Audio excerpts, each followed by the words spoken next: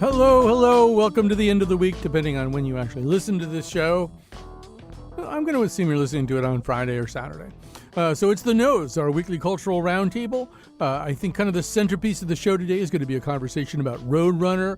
Roadrunner, a documentary film examining the life and more of Anthony Bourdain. Kind of a food celebrity with no obvious equal or parallel that I can think of anyway. It examines a man who seems intensely private and intensely public all at once, and that's not the only contradiction that's there to behold. But before we do that, we're going to have some kind of a run-up. We're going to talk about something very unappetizing. That is the bare feet of tech entrepreneurs, CEOs, and people like that. I mean, like really famous ones. And not just tech entrepreneurs either. But if you're young and rich and famous, or relatively young and rich and famous, apparently, one of the prerequisites of all that is to walk around with no shoes on in situations where most people would have them on. We'll also talk about a Washington Post columnist who got himself in trouble by doing a column about foods that he didn't like, including a very dismissive, and some would say a little bit more than dismissive, take on Indian food. We'll also talk about the beginning of the pumpkin spice season, a set of goalposts that get moved closer and closer not only to the heart of summer, when this is arguably an autumnal delight for those who actually look at it that way. And here to talk about all of that are Rebecca Castellani, the co-founder of Quiet Corner Communications and a freelance writer. Mercy Quay is founder and principal consultant for The Narrative Project. I heard them conferring before. They've been together on the show once before. So this will be the second time, and they'll even improve their rapport, which is already, I'm sure, quite wonderful. So, yes, we'll begin with this story. It was like one that I sort of noticed in the publication Inc. INC, Musk, Branson, and a brief disgusting history of the Barefoot CEO. The whole idea being that there's like a thing. It's a thing where, there are these kind of quote-unquote candid photos of Barefoot CEOs that show up. Sometimes they have their feet propped up on a desk or a table or something to call even more attention to it. And these include Mark Zuckerberg, Mark Cuban, Richard Branson, Chris Hotchkiss, Elon Musk, and more. So, Rebecca, you're going to get us started since I know exactly what you think about all this, or at least what your immediate reaction to it is. Although I think what we want to try to figure out is what's going on here. Can we extract some semiotic meaning from all this? Oh, God, I hope not. It feels like a power play, and also like the consent issue of it doesn't sit well with me. Just having your raw feet out in public, just really, it's horrific, but also not surprising to me at all that the CEOs you've named are going around just having their raw feet up in the air. Like, save it for OnlyFans. I don't want to see that in an office environment. Oh, I'm glad we got the OnlyFans topic into the mix. I had to do it. Sneaked it in there. I should also say there are other instances. In fact, an unnamed source, a never to be named source, told me that John Skipper, during his time as the skipper of ESPN, would walk around barefoot all the time too. So it's not just the tech people. So I don't know, Mercy, what's going on here? Why can't these dudes put their shoes on, or should we all just join them in barefootedness? Well, so, when I was younger, I remember working at Town Green Special Services District in New Haven, and I came across this young woman who was barefoot, and I just romanticized being barefoot in an office. Like, that's the place where I want to work. I want to work somewhere where it's okay to be barefoot. You're bringing your full self to work. That, for me, does not translate here. I'm getting like these images, and the piece that we read gave us the actual images that we can consume. The images give me, I pulled myself up by the bootstraps, double ellipsis, perhaps triple ellipsis. Then I sold the boots. That's what these images give me, right? Yeah. Like, I'm cool, I'm hip, I'm into capitalism, right? And I'm not a regular capitalist, I'm a cool capitalist. Cool capitalist, right? Yeah, there's something about that. Yeah, I think I see where you're heading there. I mean, they're not barefoot on Shark Tank, but on Shark Tank there's sort of a sense of accountability. And Mercy, I don't know if I'm interpreting you correctly, but there's sort of a sense of nobody can hold me accountable anymore. I'm Elon Musk. I'm Mark Cuban. I get to decide whether shoes go on feet or not. Oh, absolutely. Right. And it sort of, I mean, it reminds me of, there have been times in the past where I've sat in meetings with, publishers of publications for an editorial board session or something, publication not to be named. The publisher takes a fingernail clipper out and starts clipping his fingernails. Right. And to me, that is a laughing in the face of propriety, because I get to decide what proper is. Yeah. Right. And, once you've reached that stage and you get to decide, there's a lot of power to be wielded in a naked foot. Yeah. Oh, that's a really, power flossing in particular I object to. I just feel like, please don't exhibit that to me. So at their table. Yeah. You don't do it in the office. Right. And so, Rebecca, I think we're sort of getting close to semiotics here. Also, I think there's also the kind of sense that I don't have to observe the division between private behavior that would be conducted either as part of grooming or as part of relaxing. I don't have to observe that dichotomy anymore between that and work because I'm above all that, right? I've transcended those kinds of distinctions. Yeah, I mean, I think if this was a company-wide policy, they had sand instead of carpet and everyone could be barefoot, some kind of quirky tech thing, I could be fine with that. But if it seems to be happening mostly with the people that are in charge, like it very much feels, I don't know, violating in some ways. Like you've got to look at my feet and if this makes you uncomfortable, that's too bad because I'm in charge and I can behave however I want since I'm at the top. And if that doesn't extend to the whole office, if everyone's not walking around barefoot or at least has the option to, but it's really just something that these titans of industry are doing, it feels gross. And also, feet are gross.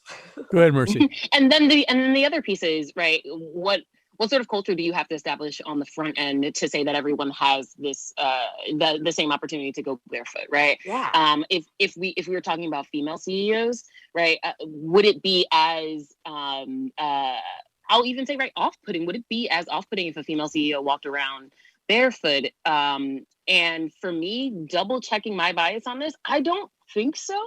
But that's just a me thing. And I'm, starting up a company on my own, I'm sort of thinking, if I was male and I was walking around barefoot, as I sometimes do in my office, right, how imposing would that be? What is the conversation around consent that we should be having in those moments? Yeah, I think unfortunately women in bare feet set up a whole different set of expectations.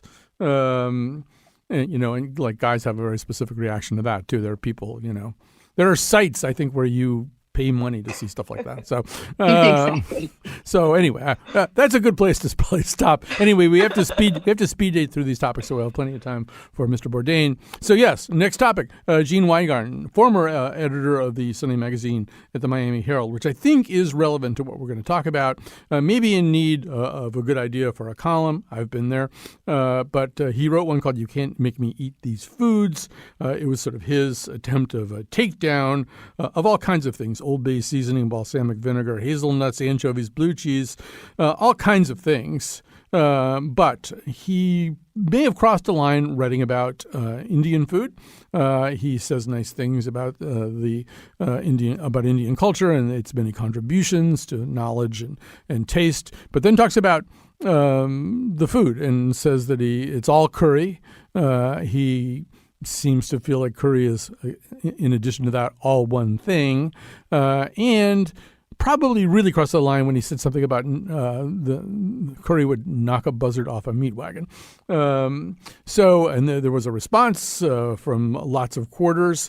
Probably the most important one was an essay in the same newspaper from Padma Lakshmi, who was a food show host.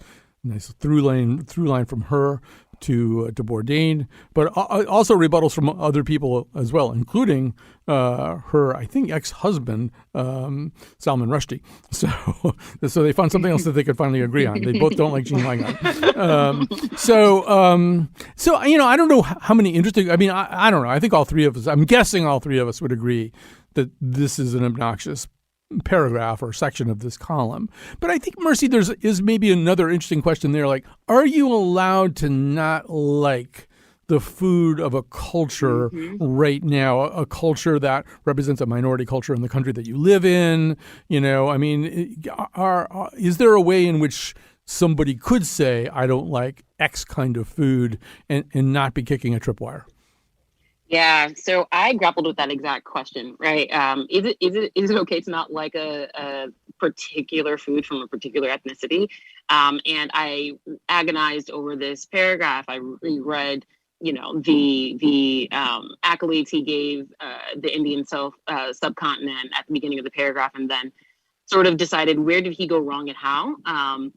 And I realized that it actually has nothing to do with the composition of the paragraph or the content of the paragraph. It's that you put Indian food alongside hazelnut, Old Bay, and balsamic vinegar, right? And I think it feels to me like a throwaway line in a slapstick comedy that just didn't need to be there. And the piece would have stood on its own. Now, if this, could it serve in a different purpose as a tweet?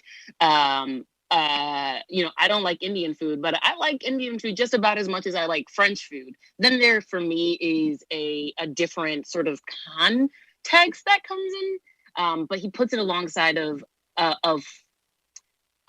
foods that I think people would generally, right, have laughable arguments about whether they agree on it. And the argument around Indian foods, it would tend to fall in line with, now you're talking about an entire culture, whether or not you agree with the food of a culture. And that's I think where the slip up was here. Yeah. Rebecca, where do you fall on this?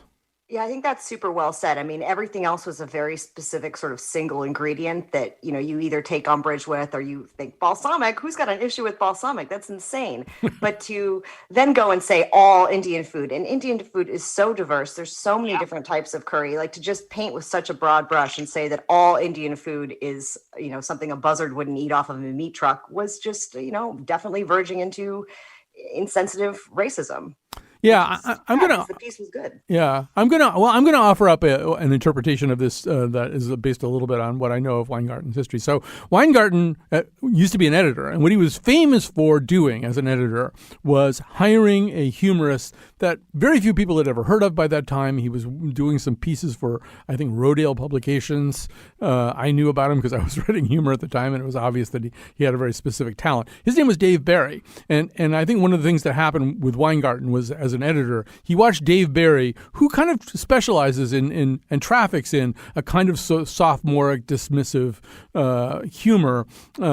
He watched Dave Barry become a multimillionaire. And in a way that newspaper columnists just don't, and have his own TV show, in which somebody else played Dave, and it was Harry Anderson, I think. And I think, a lot of that is the reason Weingarten is a writer now, not an editor, and a reason why he's writing a specific way a lot of the time. I mean, the thing about Dave Barry is, whether you like Dave Barry or not, and I certainly enjoyed a lot of his writing, particularly in the early stages, he's like a pitcher with 103 mile-an-hour fastball. I mean, he just blows it by you, and by the time you're done laughing, you might think, oh, that was actually kind of objectionable, because he said, that the Chinese food tastes like boogers or something, but somehow or other he would do it in a way where he'd get it by you before you realized it was objectionable. And Weingarten, he doesn't have that kind of fastball. He can't do that. It just sort of hangs in the air and gets hit back at him. And I do... this could be my gloss on this, but I do think he kind of still wants to be Dave Barry, and he's not. He can't really get away with that stuff anywhere near as well. All right, now we are all going to get in trouble with our opinions about a specific kind of food. Although I just have to say about pumpkin spice and pumpkin spice latte in connection with the nose, that all of my feelings about pumpkin spice are now subordinate to my yearly act of making fun of nose panelist Tracy Wu Fastenberg, who really likes pumpkin spice and is is not willing to live a closeted life the way she probably should about pumpkin spice. I mean, if I liked it, I wouldn't go around telling people about it. But anyway, let's talk about the first part of the problem, Mercy, which is, if it's a problem, which is the goalposts keep getting moved further and further away from the beginning of autumn and pumpkin-y things, and more into 97-degree, very humid summer days. And I assume that's because they think they can make some money selling it at this time of year. Oh, absolutely. And I the problem in that is the pumpkin spice latte would premiere each year around the pumpkin harvest. And for me, that was fine. Pumpkins are really only in style for about 45 days, right? That's because you harvest pumpkins in a particular period during fall. The latte being debuted, or rather premiering this year in August, to me feels like a reminder that this had no roots in any natural flavoring to begin with. Right, that's a quick reminder for me. But in addition to that, I think that just to offer myself up to the world and come out publicly as a pumpkin spice bigot, I will say that I think that if you are an open fan, a connoisseur of all things pumpkin spice, you are saying to the world that you live a particular lifestyle, right? Basic as it may be, you like flannels, and maybe you shop at Lululemons. Definitely shop at Lululemon. You have 3 or so pairs of Hunter boots and maybe a few pairs of Uggs, and you take really cute. I'll call it. White girl Instagram, white woman's Instagram, white woman's Instagram, Bo Burnham, exactly. Yeah. Photos with the pumpkins replacing your breasts in the photos, right? So I understand you if you come out as a pumpkin spice latte lover. I just don't understand why you would want to come out as a pumpkin spice latte lover. That was very well done. I feel like I'm going to get a lot of emails about it, but you're welcome, Kyle. It was probably from Tracy. Yeah, I mean,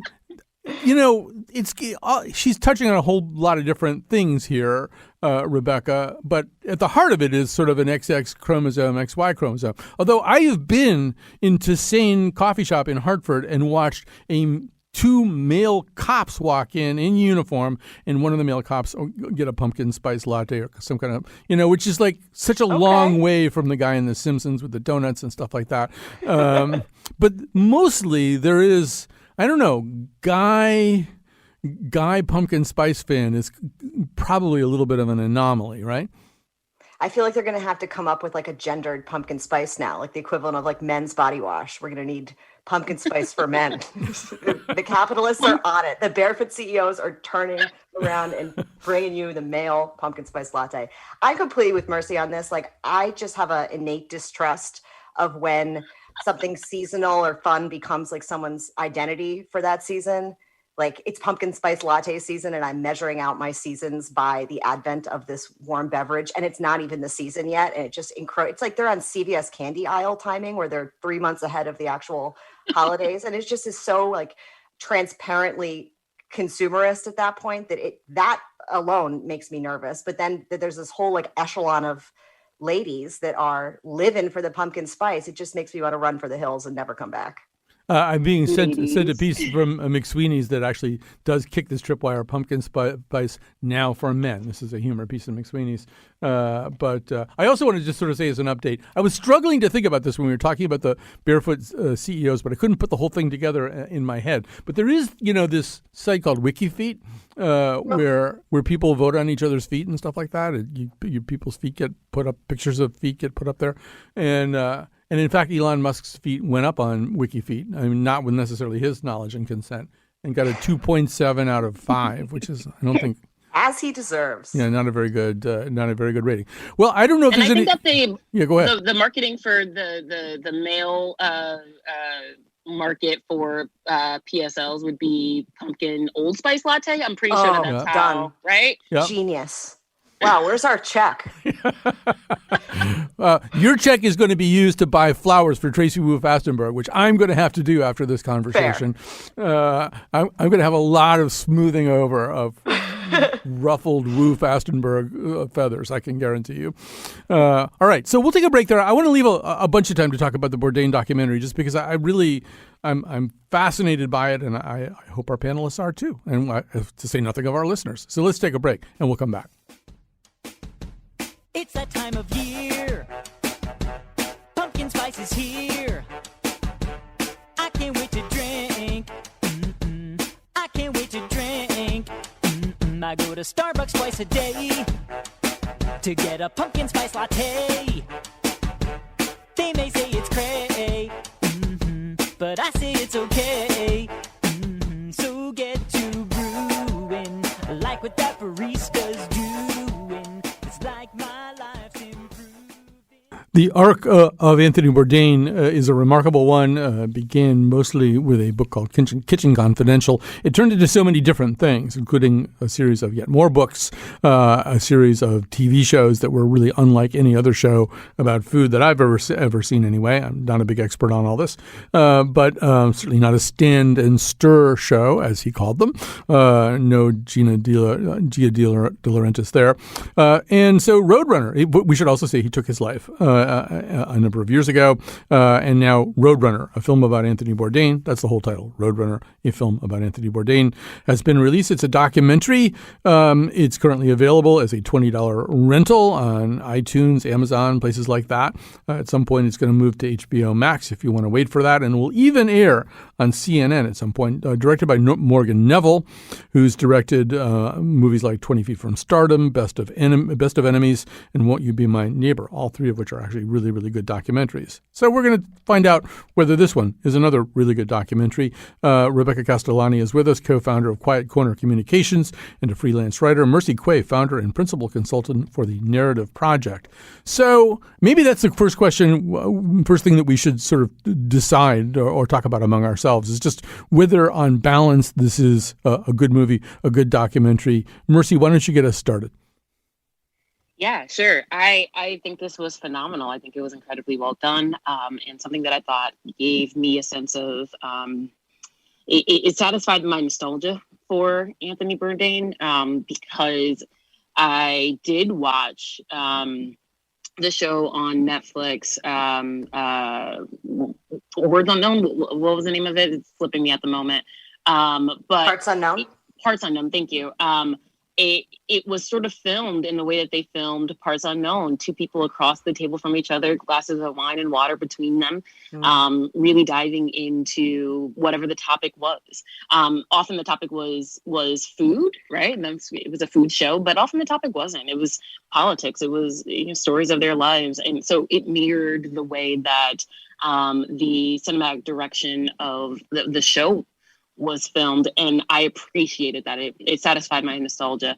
The other pieces that I think struck me was that what were a few lines that were said throughout. They talked about Anthony as a storyteller. He wasn't at a particular point. He wasn't a foodie anymore. He wasn't a chef. He was a storyteller. And that the show wasn't about food. It was learning about how to be a better person. So I've got a lot more to say on this, but to answer the question of whether this was a good documentary or not, I think it was phenomenally done. I think if you have any affinity for Anthony Bourdain, for Parts Unknown, for Kitchen Confidential, if you followed his work in any way remotely, you would find something to love in this. Right. And how about you, Rebecca? Kind of just give us your overall sense of this. Yeah, I completely agree with everything Mercy said. And I'd even take it a step further and say, even if you don't really have a connection to Anthony Bourdain, there's value in this documentary. It gives you some heartbreaking insight into the pitfalls of having a very active, creative mind. And it really does feel like one of those tales that's in turns genuinely tragic, but also completely inspiring. It feels like a roadmap for how to live a more interesting life, whilst also acknowledging this man was really, really suffering and was unable to communicate that suffering, and how, the whole time I just kept thinking to myself, if only he'd had the courage to seek more mental health treatment or be more open about the struggles he was going through. And he was a pretty open man across the board, but just taking it to that next level so he could have saved himself from his tragic demise. It's, I think, a really, really fascinating insight into, the pitfalls of fame and also the pitfalls of having a very restless brain. Right. I think, it's interesting because Bourdain's whole career is about taking things to the next level and the next level and the next level. And one idea for a series gives way to another idea for a series, and different books lead to other books. But on the personal side, he's maybe not doing the same kind of work, although I want to talk more about it. But before that, let's hear Bourdain's voice. This is from the documentary Roadrunner. This tells you a little bit about the germination of that first book, Kitchen Confidential. My wife, Karen, who was a book publisher, was in the living room breastfeeding the baby. I printed out the email and I went, Karen, you have to read this. Am I allowed to curse? Does anybody curse when they talk on this?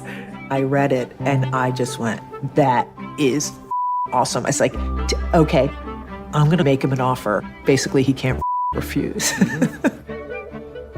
He came back and then we sat down. I said, so Joel tells me, you have a lot of stories. And he goes, I have so many stories. I'm so excited to tell them. He said, I already have a title for it. I said, what's the title? And he said, Kitchen Confidential. And I said, I love it. Let's do it.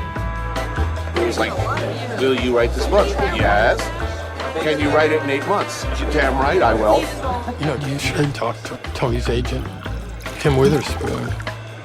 I don't think Tony was afraid of failure, and that was hardwired. He was the kind of person who thought, well, let's just try it and see how it turns out. Anthony Bourdain, who's worked as a chef for 28 years, reveals some surprising and disturbing trade secrets in a new book called Kitchen Confidential. So that was really kind of the beginning of the story. As we talk about this movie, one thing that I struck me, Mercy, is how much footage of Bourdain exists. Now, obviously, he made all these different series, and there's that kind of footage.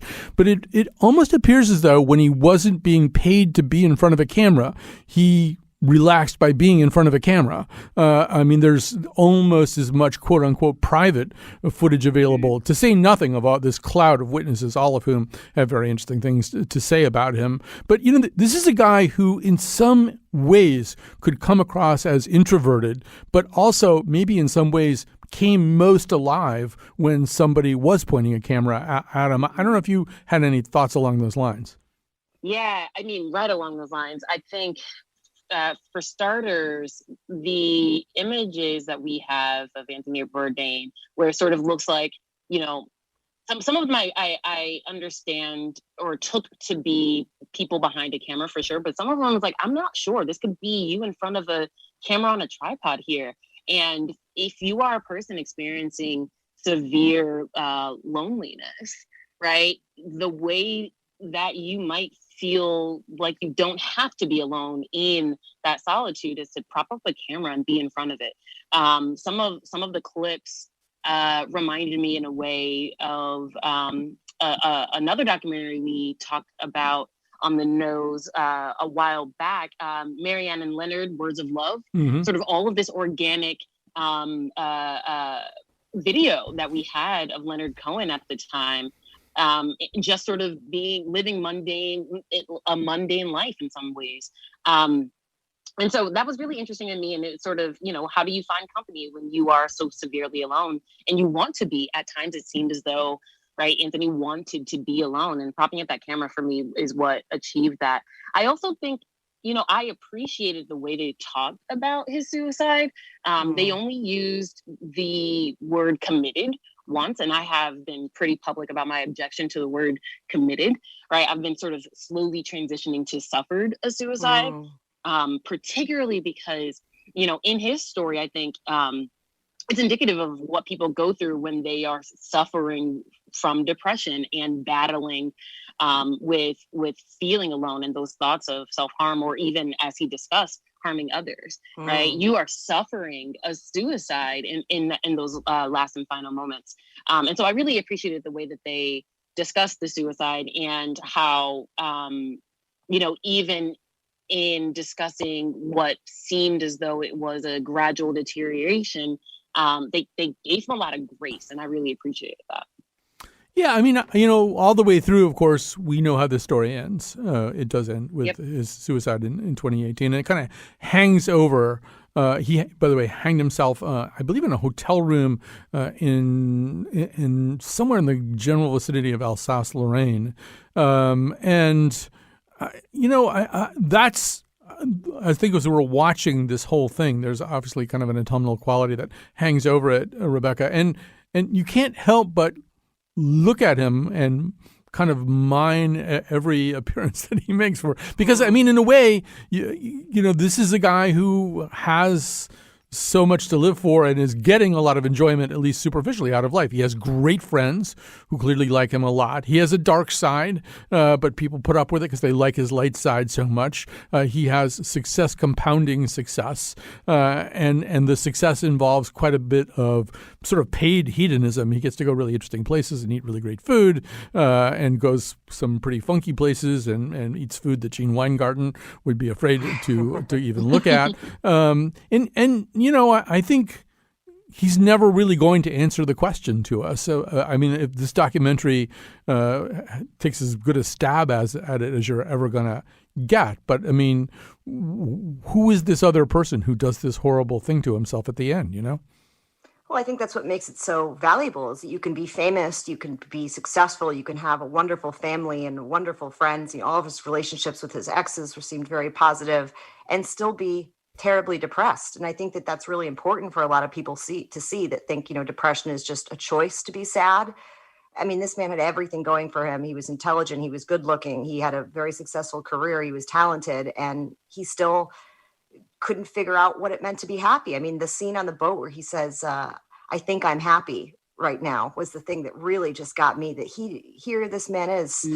I don't know how old he was when he passed away, but he still didn't know what happiness really felt like for himself. He was still trying to figure that out. And this is a man that's lived and traveled. And I think sometimes we romanticize celebrity and we romanticize people that get to live these fantastic, adventurous lives. But that doesn't make you any less lonely if you're, have a propensity for depression. And I think that this was what made the documentary so valuable. And at times, to me, it almost felt like his obituary that he'd somehow authored himself. I know he didn't have any hand in this, but the specter of his suicide hangs over the whole documentary, but also the joy and the passion. And that's kind of how I walked away from this, was it really did feel sort of like an obituary that he self-authored. Mercy, for me, there's one moment, and I was already primed to watch for it. I knew that it was in there. But there's a moment where he's talking to, of all people, Iggy Pop. Iggy Pop, one of the rock stars that he kind of revered. And he says something like, "What thrills you now? What still thrills you?" And Iggy Pop pauses, and then he says, well, this is going to sound, kind of boring or basic or something like that. But really, when somebody really loves me and I love them, that's what really thrills me, just the completeness of that. And then they cut back. This could be an editing decision by the filmmaker, but it looks pretty natural, at least in the context. They cut back to Bourdain's face, and it really, there's a tremendous amount of loss playing across his face, as though, I mean, Stephen Metcalf at Slate Culture Gabfest said in that moment, that everything he has done, all of this success, all of the exploration, all of this is a substitute for what Iggy Pop just described. And he's realizing in that moment how inadequate a substitute it is. That could be way too much imputation, Mercy, but there's something there in that moment, I think. I think there is. And I think moments like the one you described, moments like the one Rebecca describes, for me, creates this fullness of a picture of Anthony Bourdain. It's sort of, you have this deep sadness in regular moments, and these points of realization. We're also talking about an addict here, right? We're talking about a person who, an addict is always an addict. It all depends on what the substance is. And I think we're talking about a person who went from heroin use to getting really good in the kitchen as a chef, to being addicted to life, which is, I think, a better habit. But the moment that we see him sort of reckon with his sadness, for me, I think those are chilling to observe over the screen. I physically got chills because, knowing how this story ends, it's sort of, you're watching this with the cliff notes in your pocket, and it's a hard thing to observe. I think that there's this other point where he says, he's sitting across from, I forget who it is, and it looks like maybe they're on a vineyard, and he goes, the gentleman says to him, you know, you've got a lot of great karma coming your way. And Anthony Bourdain goes into this piece about, you know, the afterlife, and how could you believe that? If there's anything after this, it can't be any better than this, right? And you get a sense of a person who is so filled with the joy of life in that moment. And it's incredibly sad to kind of be on this trip of whiplash throughout the entire piece, seeing moments of true happiness and joy, and then moments of utter sadness and grief. Yeah, I think whiplash is the perfect word, and it really does describe so many of the contradictions that exist inside this man. I wanted to play another clip of a time that he came here to Hartford, where I am sitting right now, spoke on stage with Alice Waters, Duff Goldman, and some rambling, mumbling, incompetent moderator. Why do people give a shit about chefs? Yeah. And it's a good question. Yeah. For better or worse, I mean, and I say this as somebody who's milking this celebrity chef for everything I can get, very happily. Yeah. It's the new pornography. Yeah. Okay? It's people seeing things on TV, just watching people make things on TV that they're not going to be doing themselves anytime soon, just like porn. It's vicarious. Let me just stay with you for a second, because in the first book, Kitchen Confidential, or the first cooking book, I think you used the phrase naked contempt to express your whole attitude towards a lot of the things that were on food televisions. Mm-hmm. And yet you're kind of caught up now in the television phenomenon. Yeah, irony sucks. So, there's no point in pointing out any kind of paradox to Bourdain, because he already knew it. And I just want to quickly say a thing about that night. It's a story I think I'm not sure I've ever publicly told the whole thing.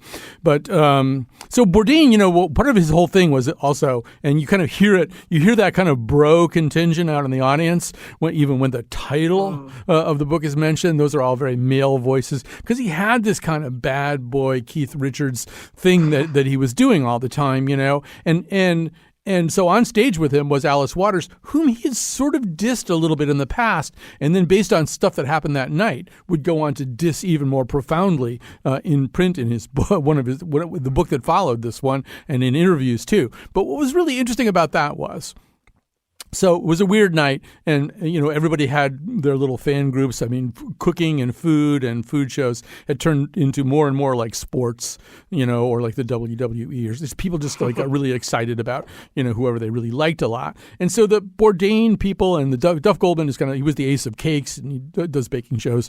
They weren't into it too much with Alice Waters, who could get a little bit preachy about organic food and French cuisine and stuff like that. And so.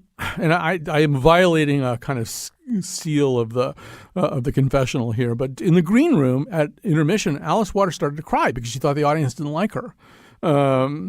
And she wasn't entirely wrong about that. 2/3 of the audience didn't like her. Her people loved her. But what was interesting was that Bourdain came right over. I think he knelt down in front of the chair she was sitting in, and Goldman came over too and just kind of helped put her back together and just reassured her and everything's okay, and you've got your people who love you. And it was, this guy was a real pro, and he always wanted things to go well. You could really tell that. But, I don't know, about 3 months later, he's like tearing into her over something she said on that very stage. And to me, Mercy, that's the interesting thing about this guy is that, there's always a kind of sneering, insouciant punk rock darkness to him. But then we see the stuff with his daughter. We see, I guess he's not the first person to have those two sides, but I don't think I've ever seen them so acutely present in one person. Something else you mentioned acute. The entire span of his fame, right? Kitchen Confidential came out in his 40s and he died at 61, right? And so we're talking about a span of 20 years. A person going on a whirlwind of a lifelong experience condensed in 20 years, right? To some degree, I liken that to the experience of a child star, right? And how look at Zac Efron, right? The downfall of, he's doing all right now, but there was a period of time there where drug, sex, and rock and roll really took over. I think that what happens when you are thrown into the spotlight and you haven't reckoned with some of your previous I'll say demons, is you don't quite know how to reconcile those parts of your identity that regular people have the privilege of doing so privately. I feel as though, yeah, I mean, first of all, that's a really good point about the timing. And that included No Reservations, these globe-trotting shows where he's just, as is pointed out several times in the movie, he's on the road 250 days out of 365, and he's often traveling to really far-flung locations and eating all kinds of weird street food. And I mean, yeah, this was a lot compressed into a very short time.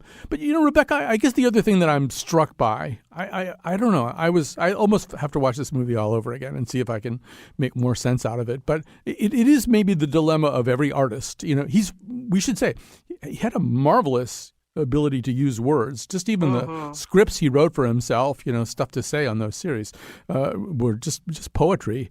And there's a way in which I think every artist is saying, know me. Here I am. Here's what I'm writing. Here's what I'm saying. Here's how I'm acting. Here's how I'm being. Know me. And also at the same time saying, you can never know me. Yeah. You will never know me. And I think that this documentary in particular kind of grabs at that in an interesting way. Yeah, I mean, I think he toes that line between self-surrender and self-awareness and wanting to give every part of himself to the audience and the people around him, but also maintaining that sort of enigmatic, unknowable quality that every human being has. You can surrender as much of yourself to the page as you want, but there's always going to be a portion of you that's unknowable. And I think rectifying those two sides was a challenge for him that he never quite succeeded in conquering. Okay, we're going to stop there. Although I will say that at the end of that night, when you do these Connecticut Forum things, you spend about 7 hours with the people total. And, he was kind of at the little after party for a few minutes. And I was looking at him, and he'd just been a consummate professional all day long and done everything that I could possibly have wanted him to do to make the whole thing work. And I was looking at him even then and thinking, tomorrow, except for the two people on stage with him, the two other cooking people, Alice Waters and Duff Goldman, he will not remember a single person that he met today. Yeah. This is just like a little phase, and he's going on to the next thing. And we don't know him either. All right, so we'll take a little break. We'll come back, and our panelists will make some recommendations.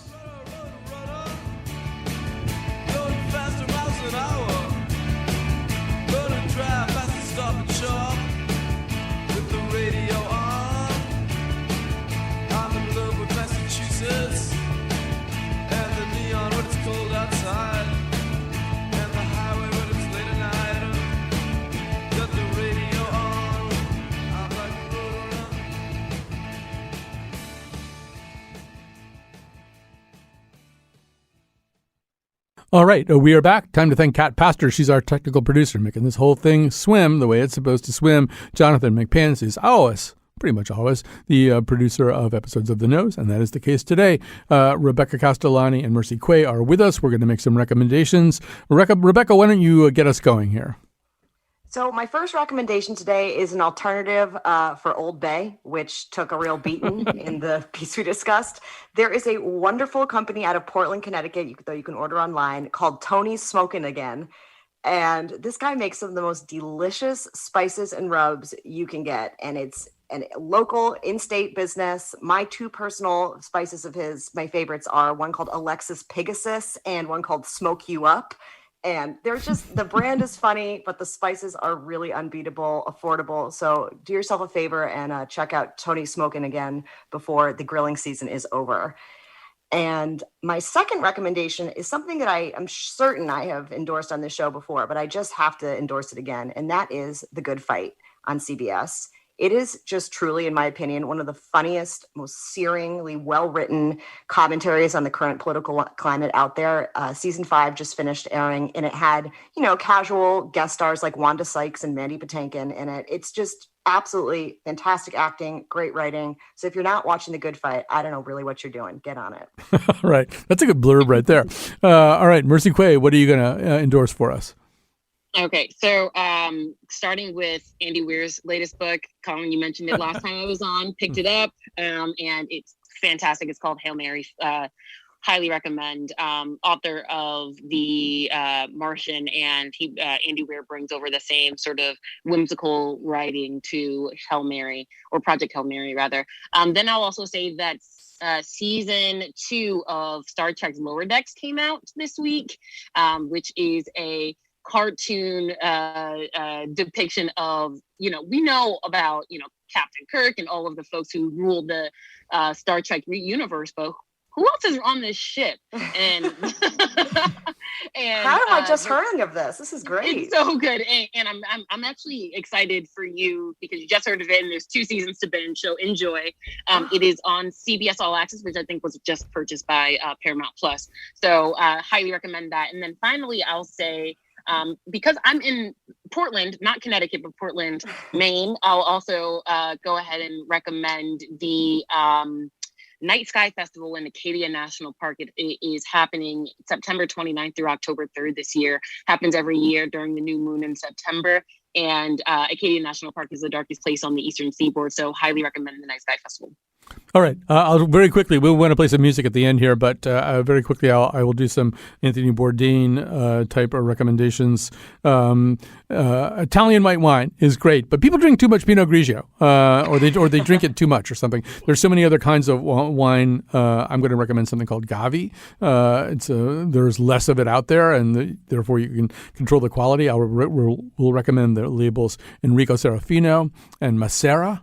You can get either one of them at the Wise Old Dog in West Hartford and lots of other places too. And it's like for $15, you can have like a really good bottle of white wine and sit out on the deck and have a lot of fun. And it's dry. The really good ones have a nice combination of dryness and fruitiness. I want to recommend Connecticut peaches, which are unusually good this year. I think the native peaches, buy a bunch of them at the farmer's market, figure out how ripe they are, let them ripen a little bit more. They are amazing. They're really ripe when you can peel them just with your hand. You can just, you can tug the skin loose.